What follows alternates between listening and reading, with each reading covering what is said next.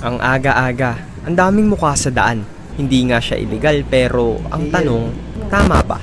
Wait, ano ba muna yung mga pinagsasabi ko? Ito ang premature campaigning.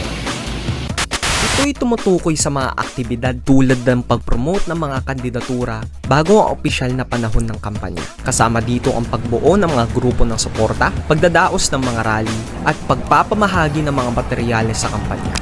Ngunit ayon sa COMELEC, ang premature campaigning ay applicable lamang kapag tapos na maghain ng Certificate of Candidacy. Ibig sabihin, walang kandidato na maaaring singilin ng paglabag sa batas kahit na bundok-bundok ang nakikitang nakapaskil na campaign posters. Kaso, ang opisyal na panahon ng kampanya ay nagsisimula ng 70 araw bago ang eleksyon para sa mga pambansang posisyon at 45 araw bago ang eleksyon para sa mga lokal na posisyon. Tatala ka ba sa usaping premature campaigning o ka na lang?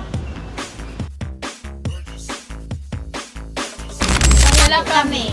Dapat na magkaroon sila ng responsibility sa atin na sumunod sa time frame kung kailan talaga yung campaign. Feeling ko kasi sa mga maliliit na bagay nagsisimula yung maayos na pamumuno nila. Talak po ako.